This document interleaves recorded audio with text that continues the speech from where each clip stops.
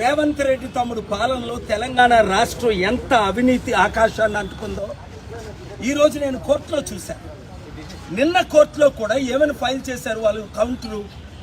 Honourable justice chief జస్టిస్కి powers లేవట ఇప్పుడున్న 10 మంది ఎమ్మెల్యేలని డిస్క్వాలిఫై చేయడానికి. నేను ఆర్గ్యుమెంట్స్ వినిపించాను.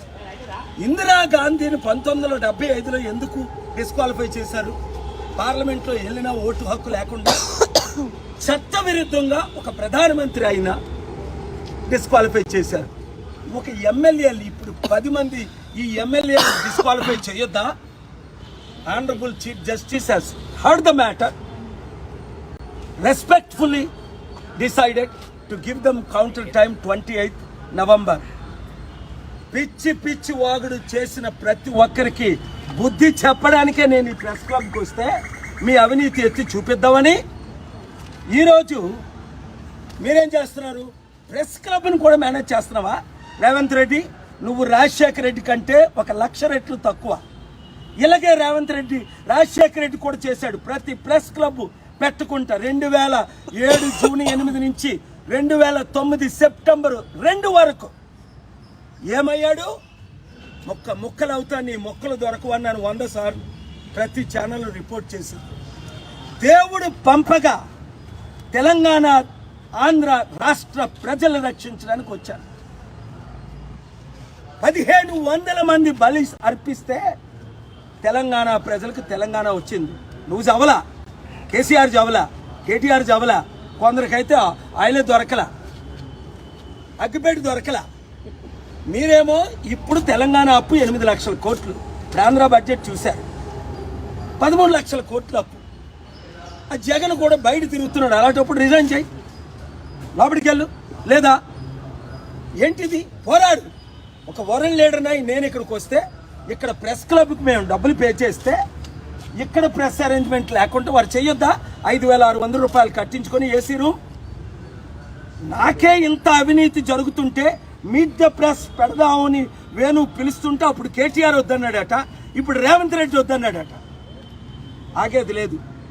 నేను నైట్ వెళ్తున్నాను. Global peace summit next Saturday November 23rd అమెరికాలో జరుగుతుంది. మా బీసీ పోరాటం ఆగే లేదు. తెలంగాణలో బీసీ నినాదం తీసుకొస్తారట ఈ కాంగ్రెస్ వాళ్ళు. 75 సంవత్సరాలు మీకు సిగ్గు లేదు?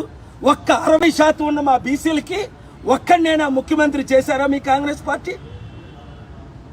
ఇప్పుడు బీసీల మీద ప్రేమ వచ్చిందా? 12 మంది రెడ్లు 5% ఉన్నోళ్ళు చేశారే. ఎన్టీ రామారావు ఎందుకు పార్టీ పెట్టాడు? మీరు అవినీతి చేయబట్టే ఆయన పార్టీ పెట్టి ఆయన సత్తా చూపించాడు. అర్థం చేసుకోండి. రెడ్లు ముఖ్యమంత్రి అవ్వచ్చు కానీ మేము అవ్వకూడదా? 60% ఉన్నోళ్ళు అవ్వకూడదు, 5% ఉన్నోళ్ళు అవ్వచ్చు, 1/2% ఉన్న కేసీఆర్ అవ్వచ్చు. ఇది అవినీతి. ఈ అవినీతిని నిర్మూలన చేయడానికే నేను వచ్చాను. మీడియా ఓనర్స్ కూడా నేను ఒకటే చెప్తున్నాను, బాగా వినండి.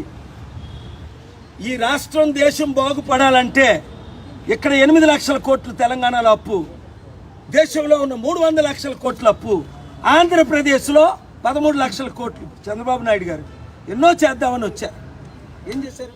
4 నెలల్లో 50,000 కోట్లు అప్పు చేశారు. అడుక్కు తినే పరిస్థితి ప్రతి కుటుంబానికి 5 కోట్ల అప్పు ఉంది. పాలన రావాలి, పాలన మారాలి. ఆపిన వాళ్ళందరూ పైకి పోతారు. బ్రతికున్నంత వరకు పోరాడతాను. ఒకవేళ ప్రాణం పోతే దేవుడి దగ్గరికి వెళ్ళి మీతో పోరాడతాను. Thank you very much. ఇప్పుడు పొంగులేటి శ్రీనివాసరావు ఈడీ రైట్స్ అయ్యాయి. ఈడీ వాళ్ళు ఎందుకు నోరు మూసుకున్నారు? ఏ డీల్ జరుగుతుంది? నీ 14 మంది ఎమ్మెల్యేలతో వాళ్ళతో మ్యాచ్ ఫిక్సింగ్ సెంటర్లోని కేసీఆర్ కేటీఆర్ చేసుకున్నట్టు మీరు కూడా మ్యాచ్ ఫిక్సింగ్ చేసుకుంటున్నారా? ప్రజలారా నమ్మండి. ఇప్పుడున్న ప్రతి ఒక్కడు దొంగలు, గజ దొంగలు. కాంగ్రెస్ పార్టీలో ఉన్నోళ్ళు కేసీఆర్ పార్టీలో 10 మంది చేరలేదా? ఆ ఎమ్మెల్యేలు ఎవడైనా అడిగాడా డిస్క్వాలిఫై చేయమని 10 సంవత్సరాలు? ఇప్పుడు అదే ఎమ్మెల్యేలు కొంతమంది బీఆర్ఎస్లో గెలిచి మళ్ళీ కాంగ్రెస్లో చేరలేదా? ఇది బ్రీచ్ ఆఫ్ ట్రస్ట్ కాదా? 10th షెడ్యూల్ వయలేషన్ కాదా? ఎన్ని చెప్పాలి? చాలా లిస్ట్ తీసుకొచ్చాను నేను మాట్లాడదామని. అయినప్పటికీ కౌంటర్లు మీరు ఫైల్ చేసి ఎన్ని చేసినా తగ్గేదే లే. God bless you. మీతో నేను రేవంత్ రెడ్డిమో ఒక పాస్టర్ ఉన్నాడు ఇక్కడ, నిన్న మొన్న వెళ్ళాడట. ఆయన 100 కోట్లు దోచుకుంటాడు అందరి దగ్గర.